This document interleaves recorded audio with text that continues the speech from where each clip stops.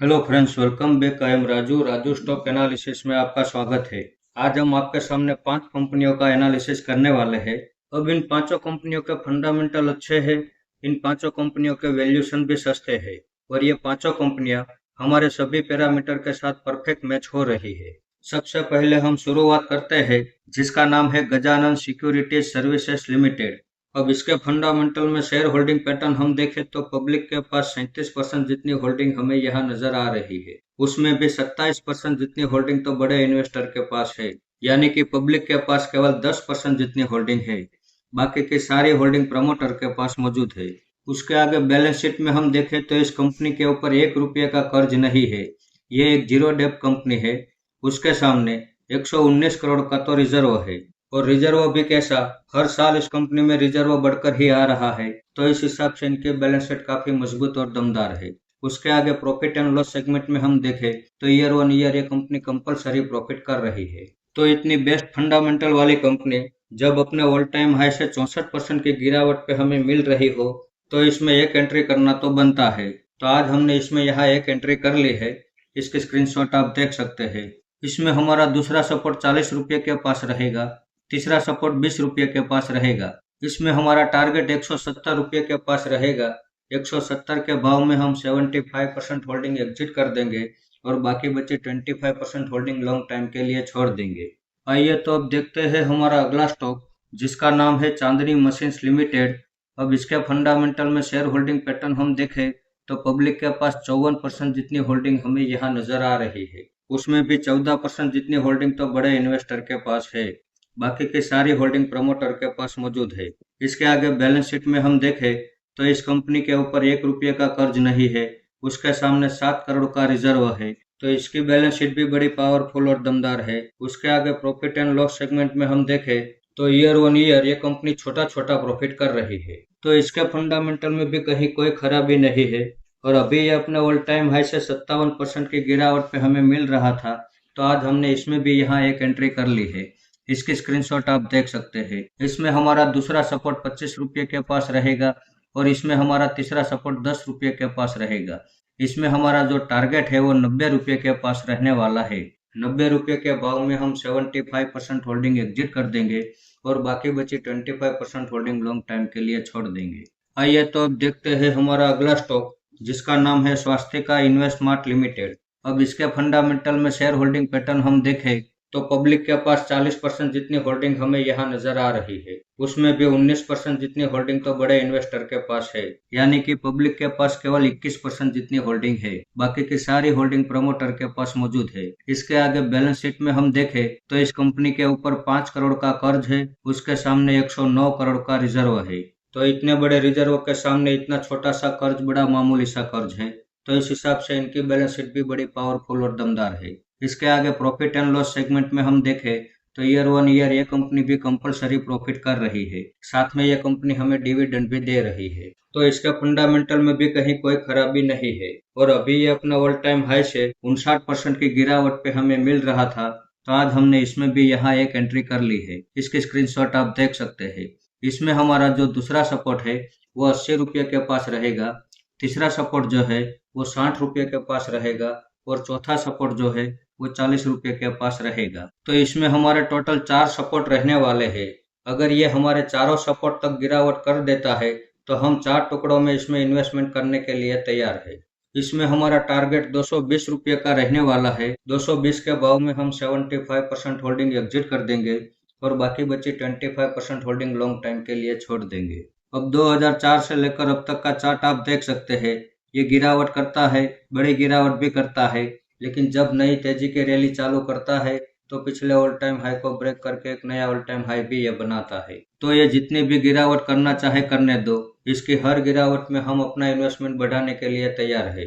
अब इस लेवल पे तो इसके वैल्यूएशन सस्ते है ही, लेकिन यहाँ से और ज्यादा बड़ी गिरावट होती है तो इसके वैल्यूएशन काफी ज्यादा डिस्काउंट में आ जाते हैं, और डिस्काउंट वैल्यूएशन वाले स्टॉक अगर हमें मिल रहे हो तो ये हमारे लिए गोल्डन अपॉर्चुनिटी होती है।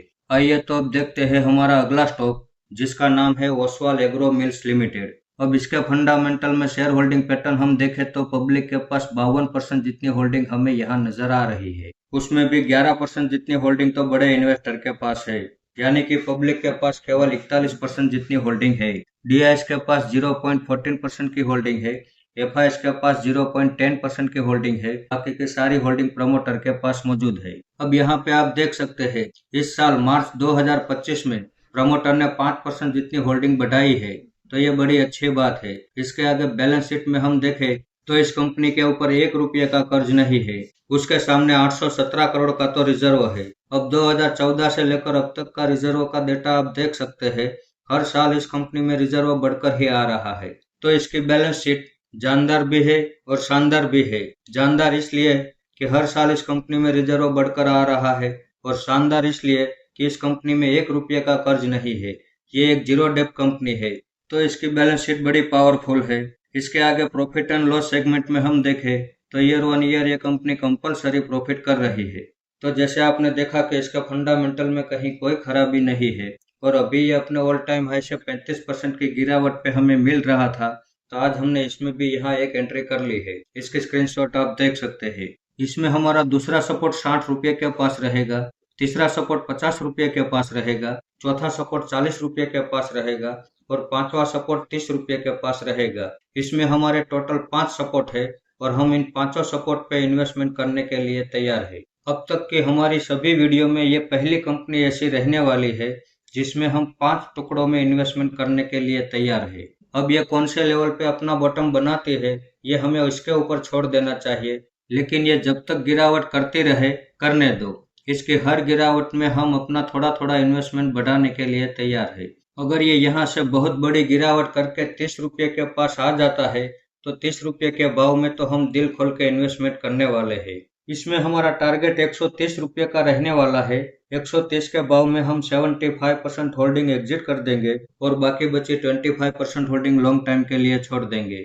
आइए तो अब देखते हैं हमारा अगला स्टॉक, जिसका नाम है क्यूबो फाइनेंस लिमिटेड। अब इसके फंडामेंटल में शेयर होल्डिंग पैटर्न हम देखें तो पब्लिक के पास 36% जितनी होल्डिंग हमें यहाँ नजर आ रही है। उसमें भी 8% जितनी होल्डिंग तो बड़े इन्वेस्टर के पास है, यानी कि पब्लिक के पास केवल 28% जितनी होल्डिंग है। बाकी की सारी होल्डिंग प्रमोटर के पास मौजूद है। अब इसकी बैलेंस शीट में हम देखें तो इस कंपनी के ऊपर 11 करोड़ का रिजर्व है, उसके सामने 87 करोड़ का कर्ज है। तो ये एक फाइनेंस सेक्टर की कंपनी है, और इस कंपनी में रिजर्व से ज्यादा कर्ज रहता है। इसका डेटा हम कुछ इस तरह से देखेंगे कि 2016 से लेकर अब तक का रिजर्व का डेटा आप देख लीजिए। हर साल इस कंपनी में रिजर्व बढ़कर ही आ रहा है, तो इस हिसाब से इनकी बैलेंस शीट में भी कहीं कोई खराबी नहीं है। उसके आगे प्रॉफिट एंड लॉस सेगमेंट में हम देखें तो ईयर ऑन ईयर ये कंपनी कंपलसरी प्रॉफिट कर रही है, साथ में ये कंपनी हमें डिविडेंड भी दे रही है। तो जैसे आपने देखा कि इसका फंडामेंटल में भी कहीं कोई खराबी नहीं है, और अभी ये अपने ऑल टाइम हाई से 45% की गिरावट पे हमें मिल रहा था, तो आज हमने इसमें भी यहाँ एक एंट्री कर ली है। इसकी स्क्रीनशॉट आप देख सकते हैं। इसमें हमारा दूसरा सपोर्ट 30 रुपये के पास रहेगा, और तीसरा सपोर्ट 20 रुपये के पास रहेगा। इसमें हमारा जो टारगेट है वो 80 रुपये के पास रहेगा। 80 रुपये के भाव में 75% होल्डिंग एग्जिट कर देंगे, और बाकी बची 25% होल्डिंग लॉन्ग टाइम के लिए छोड़ देंगे। अब 2015 से लेकर अब तक का चार्ट आप देख सकते हैं। ये हायर हाई हायर लो के पैटर्न से ऊपर की ओर मूवमेंट कर रहा है। तो आज की इन पांचों कंपनियों में अभी जिस तरह से गिरावट हो रही है, उस गिरावट में इन पांचों कंपनियों के वैल्यूएशन तो सस्ते हो चुके हैं, लेकिन यहाँ से और ज्यादा बड़ी गिरावट होती है तो उस गिरावट में हम डरेंगे नहीं, क्योंकि उस गिरावट में इन पांचों कंपनियों के वैल्यूएशन काफी ज्यादा डिस्काउंट में आ जाते हैं। और डिस्काउंट वैल्यूएशन वाली कंपनियां अगर हमें मिल रही हो, तो ये हमारे लिए गोल्डन अपॉर्चुनिटी होती है, और इस गोल्डन अपॉर्चुनिटी को हम छोड़ना नहीं चाहेंगे। तो इस वीडियो को आप मेरी ओर से बाइंग या सेलिंग की रिकमेंडेशन ना समझे। ये मेरा पर्सनल व्यू है जो मैं आपके सामने शेयर कर रहा हूँ। ऐसे ही अच्छे अच्छे टेक्निकल और फंडामेंटल वाले स्टॉक मैं आपके सामने लाता रहूंगा। आपने यहाँ तक मेरा वीडियो देखा, उसके लिए आपका बहुत बहुत धन्यवाद।